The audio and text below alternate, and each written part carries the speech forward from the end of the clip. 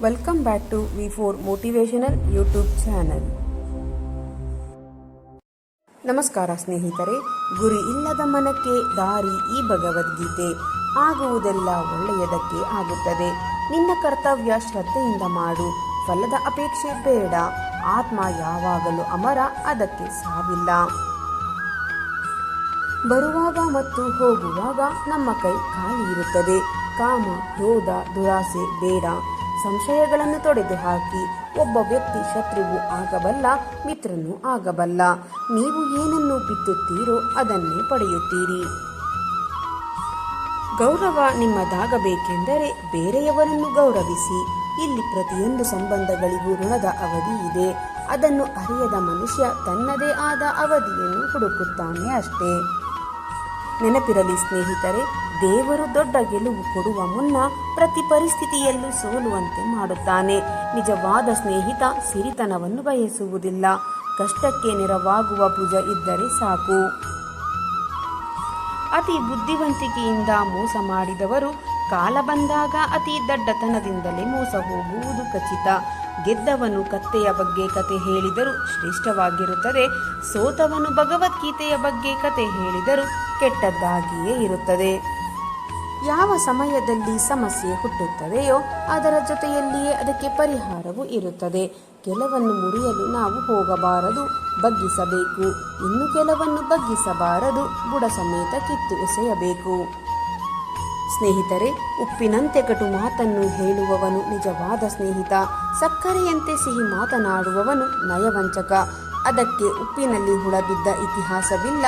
ಇತಿಹಾಸದಲ್ಲಿ ಹುಳು ಬೀಳದ ಸಿಹಿಯೇ ಇಲ್ಲ. ನನ್ನ ತಪ್ಪುಗಳನ್ನು ನಮ್ಮ ಹತ್ತಿರವೇ ಹೇಳಿ, ಬೇರೆಯವರ ಹತ್ತಿರ ಅಲ್ಲ. ಯಾಕೆಂದರೆ ಬದಲಾಗಬೇಕಾದದ್ದು ನಾವು, ಅವರಲ್ಲ. ದೇವರು ಯಾರನ್ನು ಹರಸಬೇಕೆಂದು ತೀರ್ಮಾನಿಸಿರುತ್ತಾನೋ ಅವರನ್ನು ಅತ್ಯಂತ ಕಠಿಣ ಪರೀಕ್ಷೆಗಳಿಗೆ ಒಳಪಡಿಸುತ್ತಾನೆ. ನಿಮ್ಮಲ್ಲಿ ಒಳ್ಳೆಯತನವಿದ್ದರೆ ಎಲ್ಲರೂ ಪ್ರೀತಿಸುತ್ತಾರೆ ಎನ್ನುವುದು ಸುಳ್ಳು. ಎಲ್ಲರೂ ಬಳಸಿಕೊಳ್ಳುತ್ತಾರೆ ಎನ್ನುವುದೇ ಸತ್ಯ. ನೀವು ಮಾಡುತ್ತಿರುವ ಕೆಲಸವನ್ನು ಮತ್ತೊಬ್ಬರು ಗಮನಿಸಲಿಲ್ಲ ಎಂದು ಅದನ್ನು ನಿಲ್ಲಿಸಬೇಡಿ. ತಾಳ್ಮೆಯಿಂದಿರಿ. ಪ್ರತಿ ದುಃಖದ ನಂತರ ಸಂತೋಷದ ಸಮಯವು ಬಂದೇ ಬರುತ್ತದೆ. ತನ್ನನ್ನು ತಾನು ನಂಬುವವನು ಬೇರೆಯವರ ಸಹಾಯಕ್ಕಾಗಿ ಕಾಯುವ ಅಗತ್ಯವಿಲ್ಲ. ಒಂದು ನೋವಿನಿಂದ ಸಾವಿರಾರು ಕಣ್ಣೀರು ಹಾಕಿದೆ ಎಂದು ನೊಂದುಕೊಳ್ಳಬೇಡಿ. ಆ ಒಂದು ನೋವಿನಿಂದ ಲಕ್ಷಗಟ್ಟಲೆ ಅನುಭವ ಪಡೆದೆ ಎಂದು ಖುಷಿಪಡಿ. ಆ ಅನುಭವಗಳು ನಿಮ್ಮ ಉನ್ನತ ಜೀವನದ ದಾರಿಗೆ ಸ್ಫೂರ್ತಿಯಾಗುವುದು. ನಿನ್ನ ಒಂದು ದೋಷವು ಎಲ್ಲ ಸದ್ಗುಣಗಳನ್ನು ನಾಶಪಡಿಸುತ್ತದೆ. ವಾದವಿರುವ ಮಾತಿಗಿಂತ ಸ್ವಾದವಿರುವ ಮೌನವೇ ಉತ್ತಮ. ಯಾರು ಯಾರನ್ನು ಉದ್ಧಾರ ಮಾಡುವುದಕ್ಕೆ ಆಗುವುದಿಲ್ಲ. ಯಾರು ಯಾರನ್ನು ಹಾಳು ಮಾಡುವುದಕ್ಕೂ ಆಗುವುದಿಲ್ಲ. ಅವರವರ ಯೋಚನೆ ಅವರವರ ಉದ್ಧಾರಕ್ಕೆ ಹಾಗೂ ಅವರು ಹಾಳಾಗುವುದಕ್ಕೆ ಮೂಲ ಕಾರಣವಾಗಿರುತ್ತದೆ. ನೋವು ಪ್ರತಿಯೊಬ್ಬರನ್ನು ಬದಲಾಯಿಸಿ ಬಿಡುತ್ತದೆ. ಕೆಲವರು ನೋವಿನಿಂದ ನರಳುತ್ತಾರೆ. ಕೆಲವರು ನೋವಿನಿಂದ ಪಾಠ ಕಲಿಯುತ್ತಾರೆ, ಕಲಿತು ಮುನ್ನಡೆಯುತ್ತಾರೆ. ನರಳುವುದು ಅಥವಾ ಕಲಿಯುವುದು ನಿಮ್ಮ ಆಯ್ಕೆ.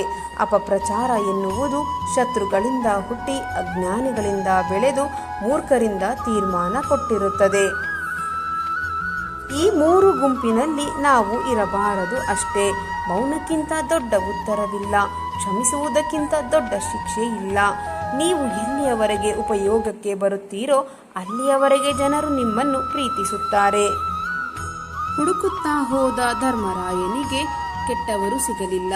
ಎಷ್ಟೇ ಹುಡುಕಿದರೂ ದುರ್ಯೋಧನನಿಗೆ ಒಳ್ಳೆಯವರ ದರ್ಶನವಾಗಲಿಲ್ಲ. ನೋಡುವ ದೃಷ್ಟಿ ನಮ್ಮ ವ್ಯಕ್ತಿತ್ವವನ್ನು ರೂಪಿಸುತ್ತದೆ. ಧೈರ್ಯ ಹಾಗೂ ಶ್ರದ್ಧೆಯಿಂದ ಪ್ರಯತ್ನ ಮಾಡಿದರೆ ಯಾವ ಕಾರ್ಯವೂ ಅಸಾಧ್ಯವಲ್ಲ. ಅಕ್ಕರೆ ಇಲ್ಲದ ಸಂಬಂಧಕ್ಕೆ ಬಿಕ್ಕಿ ಬಿಕ್ಕಿ ಕಣ್ಣೀರಿಟ್ಟರೇನು? ಅದು ನೀಡುವುದು ಬೇವಿನ ಕಹಿಯೇ ಹೊರತು ಬೆಲ್ಲದ ರುಚಿಯನ್ನಲ್ಲ. ನಂಬಿಕೆಗಳು ಸುಳ್ಳಾದಾಗ ನೊಂದ ಮನಸ್ಸುಗಳು ತಾನಾಗೇ ಬದಲಾಗುತ್ತದೆ. ಅದು ಅಹಂಕಾರದಿಂದ ಅಲ್ಲ. ಪರಮಾತ್ಮನಿಗಿಂತ ಹೆಚ್ಚಾಗಿ ಕರ್ಮಗಳಿಗೆ ಹೆದರಬೇಕು. ಯಾಕೆಂದರೆ ಪರಮಾತ್ಮ ಕ್ಷಮಿಸಬಹುದು, ಆದರೆ ಕರ್ಮ ಎಂದಿಗೂ ಕ್ಷಮಿಸುವುದಿಲ್ಲ. ಜೀವನದಲ್ಲಿ ಕಳೆದುಕೊಂಡಿದ್ದು ನಿಮ್ಮದಲ್ಲ, ಕಳೆದು ಹೋದದ್ದು ನಿಮ್ಮದಲ್ಲ, ಬಿಟ್ಟು ಹೋದದ್ದು ನಿಮ್ಮದಲ್ಲ, ಬಿಟ್ಟು ಕೊಟ್ಟದ್ದು ನಿಮ್ಮದಲ್ಲ. ನಿನ್ನದು ಅಂತ ಇರುವುದು ಈ ದಿನ, ಈ ಕ್ಷಣ. ನಿಮ್ಮ ಜೀವನದ ಯಶಸ್ಸಿಗೆ ಈ 5 ದಾರಿಗಳು: ಧೈರ್ಯ, ನಿಷ್ಠೆ, ಪರಿಶ್ರಮ, ವಿಶ್ವಾಸ, ತ್ಯಾಗ. ದೇವಸ್ಥಾನದಲ್ಲಿ ಕೊಡುವ ಪ್ರಸಾದದಲ್ಲಿ ಸಕ್ಕರೆ ಕಡಿಮೆ ಇದ್ದರೆ ಪರವಾಗಿಲ್ಲ ಎಂದು ಬಿಸಾಡದೆ ತಿನ್ನುತ್ತೇವೆ ಎಂದಾದರೆ, ದೇವರು ಕೊಟ್ಟ ಜೀವನದಲ್ಲಿ 2 ದಿನ ಚೆನ್ನಾಗಿಲ್ಲ ಎಂದು ತಪ್ಪು ನಿರ್ಧಾರಗಳನ್ನು ತೆಗೆದುಕೊಳ್ಳಬಾರದು. ಸಾಕಷ್ಟು ಒಳ್ಳೆಯ ದಿನಗಳು ಇರುತ್ತವೆ, ಅವುಗಳಿಗಾಗಿ ಮುನ್ನಡೆಯಬೇಕು. ಯಾರನ್ನಾದರೂ ಕೇಳುವುದಕ್ಕಿಂತ ಹೆಚ್ಚಾಗಿ ಅರ್ಥ ಮಾಡಿಕೊಳ್ಳಲು ಪ್ರಯತ್ನಿಸಿ. ಯಾಕೆಂದರೆ ಪ್ರತಿಯೊಬ್ಬರೂ ತಮ್ಮ ಭಾವನೆಗಳನ್ನು ಹೇಳಲು ಸಾಧ್ಯವಿಲ್ಲ. ಮನುಷ್ಯ ತನ್ನ ತಪ್ಪುಗಳಿಗೆ ಉತ್ತಮ ವಕೀಲನಾಗುತ್ತಾನೆ, ಇತರರ ತಪ್ಪುಗಳಿಗೆ ನ್ಯಾಯಾಧೀಶನೇ ಆಗುತ್ತಾನೆ. ಮನುಷ್ಯನ ನಿಜವಾದ ಒಡನಾಡಿ ಅವನ ಆರೋಗ್ಯ ಅವನನ್ನು ತೊರೆದ ದಿನ ಮನುಷ್ಯ ಪ್ರತಿಯೊಂದು ಸಂಬಂಧಕ್ಕೂ ಹೊರೆಯಾಗುತ್ತಾನೆ. ನಿಮ್ಮ ಸದ್ಯದ ಪರಿಸ್ಥಿತಿಯಲ್ಲಿ ಯಾವುದೇ ಅನುಮಾನವಿದ್ದರೆ ಶಾಂತವಾಗಿರಿ. ಸಮಯ ಎಲ್ಲರಿಗೂ ಉತ್ತರಿಸುತ್ತದೆ. ನಿಮ್ಮ ಬುದ್ಧಿಯ ಮೂಲಕ ನಿಮ್ಮನ್ನು ನೀವೇ ಆಳಿ, ಇಲ್ಲದಿದ್ದರೆ ಇತರರು ನಿಮ್ಮನ್ನು ಆಳುತ್ತಾರೆ. ಜೀವನದಲ್ಲಿ ನೀವು ಏನು ಕಳೆದುಕೊಂಡಿರುವಿರೋ ಅದಕ್ಕಿಂತ ಶ್ರೇಷ್ಠವಾಗಿರುವುದನ್ನು ಪಡೆಯುವಿರಿ. ತಾಳ್ಮೆ ಇರಬೇಕು ಅಷ್ಟೇ. ಒಳ್ಳೆಯದು ಮತ್ತು ಕೆಟ್ಟದ್ದು 2 ನಮ್ಮೊಳಗೆ ಇದೆ. ನಾವು ಯಾವುದನ್ನು ಹೆಚ್ಚು ಬಳಸುತ್ತಾ ಹೋಗುತ್ತೇವೆಯೋ ಅದು ಹೊರಬರುತ್ತದೆ. ಅದೇ ನಮ್ಮ ವ್ಯಕ್ತಿತ್ವವನ್ನು ರೂಪಿಸುತ್ತದೆ. ಅನುಭವವಿಲ್ಲದವನ ಮಾತು ಬಿದಿರಿನ ಬುಟ್ಟಿಯಲ್ಲಿ ನೀರು ಸುರಿದಂತೆ. ಸಂಬಂಧ ಗಟ್ಟಿ ಆಗಿ ಇಟ್ಟುಕೊಳ್ಳಬೇಕೆಂದರೆ ಕೆಲವೊಮ್ಮೆ ಕುರುಡ, ಕೆಲವೊಮ್ಮೆ ಕಿವುಡ, ಇನ್ನು ಕೆಲವೊಮ್ಮೆ ಮೂಗರಾಗಿ ಇರುವುದನ್ನು ಕಲಿಯಬೇಕಾಗುತ್ತದೆ. ಯಾರಲ್ಲಿಯೂ ಏನನ್ನು ನಿರೀಕ್ಷಿಸಬೇಡಿ. ಯಾಕೆಂದರೆ ನಿರೀಕ್ಷೆ ಎನ್ನುವುದು ಭಿಕ್ಷೆ ಬೇಡಿದ ಹಾಗೆ.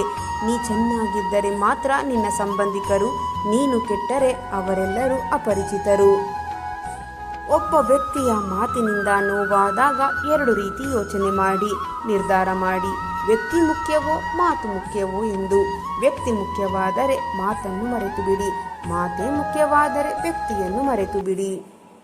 ಜೀವನದಲ್ಲಿ ವ್ಯರ್ಥವಾಗಿ ಕೊರಗಬೇಡಿ. ಒಂದು ಮಾತು ಯಾವಾಗಲೂ ನೆನಪಿಟ್ಟುಕೊಳ್ಳಿ: ಈ ಮುಖ, ಈ ಸೌಂದರ್ಯ, ದೇಹ ಎಲ್ಲವೂ ನಾವು ಸಾಲವಾಗಿ ಪಡೆದಿದ್ದೇವೆ. ಸಮಯ ಬಂದಾಗ ಇವುಗಳ ಮಾಲೀಕನಿಗೆ ನಾವು ಎಲ್ಲವನ್ನು ಹಿಂತಿರುಗಿಸಲೇಬೇಕು. ಜೀವನದಲ್ಲಿ ಧೈರ್ಯದಿಂದ ಮುನ್ನುಗ್ಗಿ. ಯಾವುದೋ ರೂಪದಲ್ಲಿ ಭಗವಂತ ನಿಮ್ಮ ಅಕ್ಕಪಕ್ಕದಲ್ಲಿಯೇ ಇರುತ್ತಾನೆ. ಎಲ್ಲಿ ಯಾರ ಹೆಸರಿನ ಅನ್ನವಿರುವುದೋ ಸಮಯ ಅವರನ್ನು ಅಲ್ಲಿಗೆ ಕರೆದುಕೊಂಡು ಹೋಗಿಯೇ ಹೋಗುತ್ತದೆ. ಜೀವನದಲ್ಲಿ ಯಾರು ಕೊಟ್ಟಿದ್ದನ್ನು ತಿನ್ನುವುದಿಲ್ಲ, ತನ್ನ ಅದೃಷ್ಟದಲ್ಲಿ ಇರುವುದನ್ನು ತಿನ್ನುತ್ತಾರೆ. ದುಡಿಮೆಗೆ ಯಾರ ಹತ್ತಿರವೂ ಬೇಕಾದರೂ ಬೇಡಿ, ಆದರೆ ನೀವು ಹಸಿದರೂ ಸರಿಯೇ. ದುಡ್ಡಿಗಾಗಿ ಯಾರ ಹತ್ತಿರವೂ ಬೇಡಬೇಡಿ. ನೀನು ಭಗವಂತನನ್ನು ನಂಬದಿದ್ದರೆ ಏನಂತೆ? ನೀ ಅವನನ್ನು ಬೇಡದಿದ್ದರೇನಂತೆ? ನೀ ಅವನಿಗೆ ಕೈ ಮುಗಿಯದಿದ್ದರೆ ಏನಂತೆ? ಒಳ್ಳೆಯ ಕೆಲಸಕ್ಕೆ ನೀ ಇಡುವ ಪ್ರತಿ ಹೆಜ್ಜೆಯಲ್ಲೂ ಭಗವಂತ ನಿನ್ನ ಜೊತೆ ಇರುತ್ತಾನೆ. ನಾವು ಸಂಪಾದಿಸಿದ ಒಡವೆ, ವಸ್ತ್ರ, ಹಣ, ಆಸ್ತಿ, ಸಂಪತ್ತು ಇದೆಲ್ಲದಕ್ಕೂ ನಾವೇ ಕಾವಲುಗಾರರಾಗಿರಬೇಕು. ಆದರೆ ನಾವು ಸಂಪಾದಿಸಿದ ಪುಣ್ಯ ಇವೆಲ್ಲವೂ ನಮಗೆ ಕಾವಲುಗಾರರಾಗಿರುತ್ತವೆ. ಯಾರಿಗೋ ಯಾವತ್ತೋ ಮಾಡಿದ ಒಂದು ಉಪಕಾರ ಯಾವತ್ತೂ ವ್ಯರ್ಥವಾಗುವುದಿಲ್ಲ. ಒಂದಲ್ಲ ಒಂದು ರೀತಿಯಲ್ಲಿ ಯಾವುದೋ ಒಂದು ರೂಪದಲ್ಲಿ ನಿಮ್ಮ ಬಳಿ ಬಂದೇ ಬರುತ್ತದೆ. ಭಯಪಟ್ಟು ಕುಳಿತುಕೊಂಡರೆ ಬದುಕುವುದು ಅಸಾಧ್ಯ. ತಪ್ಪು ಸರಿಯೇ ಹೆಜ್ಜೆ ಹಾಕಿ ನೋಡಿ. ಗೆದ್ದರೆ ಮುಂದಕ್ಕೆ ನಡೆಸುತ್ತದೆ, ಸೋತರೆ ಮುಂದೆ ನೀವು ಏನು ಮಾಡಬೇಕು ಎಂಬುದನ್ನು ಕಲಿಸುತ್ತದೆ. ಫಲದ ಚಿಂತೆ ಬಿಡಿ. ನೀವು ನಿಮ್ಮ ಕರ್ತವ್ಯವನ್ನು ಮನಸ್ಸಿಟ್ಟು ಮಾಡಿ. ಕರ್ತವ್ಯವನ್ನು ಮಾಡದೆ ತಪ್ಪಿಸಿಕೊಳ್ಳುವ ವಿಚಾರ ನಿಮ್ಮಲ್ಲಿ ಮೂಡದಿರಲಿ. ಭಗವದ್ಗೀತೆ ಕೇವಲ ಒಂದು ಗ್ರಂಥವಲ್ಲ, ಅದೊಂದು ದಿವ್ಯ ಔಷಧಿಯ ಹಾಗೆ. ಇದು ಬೇರೆ ಯಾವುದೇ ಔಷಧಿಯಿಂದಲೂ ಗುಣವಾಗದಂತಹ ಮಾನಸಿಕ ಕಾಯಿಲೆಗಳನ್ನು ಗುಣಪಡಿಸುತ್ತದೆ. ಮನಸ್ಸಿನಲ್ಲಿರುವ ಕೆಟ್ಟ ಯೋಚನೆಗಳು, ಕೆಟ್ಟ ಕಲ್ಮಶಗಳನ್ನು ಸ್ವಚ್ಛಗೊಳಿಸಲು ಪ್ರಪಂಚದಲ್ಲಿ ಬೇರೆ ಯಾವುದೇ ಔಷಧಿ ಇಲ್ಲ. ಭಗವದ್ಗೀತೆ ಒಂದೇ ದಿವ್ಯ ಔಷಧಿ. ಎಲ್ಲಿ ದಯೆಯೋ ಅಲ್ಲಿ ಧರ್ಮ, ಎಲ್ಲಿ ಲೋಭವೋ ಅಲ್ಲಿ ಪಾಪ, ಎಲ್ಲಿ ಕ್ರೋಧವೋ ಅಲ್ಲಿ ವಿನಾಶ, ಎಲ್ಲಿ ತಾಳ್ಮೆ ಮತ್ತು ಕ್ಷಮೆಯೋ ಅಲ್ಲಿ ಭಗವಂತನ ವಾಸ. ಭಗವಂತ ಯಾವುದೇ ಷರತ್ತುಗಳಿಲ್ಲದ ನಿಷ್ಕಲ್ಮಶ ಪ್ರೀತಿಯನ್ನು ನಾವು ಅನುಭವಿಸಲೆಂದು ಪರಮಾತ್ಮನು ತಾಯಂದಿರನ್ನು ಸೃಷ್ಟಿಸಿದ್ದಾನೆ. ತಾಯಿ ಇಲ್ಲದೆ ಈ ಬ್ರಹ್ಮಾಂಡದಲ್ಲಿ ಯಾವ ಜೀವವೂ ಇಲ್ಲ. ಸೃಷ್ಟಿಕರ್ತನು ಈ ಮಾತೃತ್ವಕ್ಕೆ ತಲೆಬಾಗುತ್ತಾನೆ.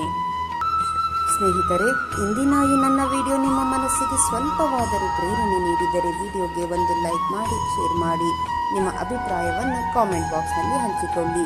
ನನ್ನ ಪ್ರಯತ್ನ ನಿಮಗೆ ಇಷ್ಟವಾಗಿದ್ದರೆ ದಯವಿಟ್ಟು ಈಗಲೇ ನನ್ನ ಚಾನಲನ್ನು ಸಬ್ಸ್ಕ್ರೈಬ್ ಮಾಡಿಕೊಳ್ಳಿ. ಮತ್ತೆ ಮುಂದಿನ ವಿಡಿಯೋದಲ್ಲಿ ಇದೇ ರೀತಿಯ ಹೊಸ ಮೋಟಿವೇಶನಲ್ ಮಾಹಿತಿಯೊಂದಿಗೆ ಭೇಟಿಯಾಗೋಣ. ಅಲ್ಲಿಯವರೆಗೆ ಸಕಾರಾತ್ಮಕವಾಗಿ ಯೋಚಿಸಿ ಸಂತೋಷವಾಗಿ ಬಾಳಿರಿ. ಧನ್ಯವಾದಗಳು.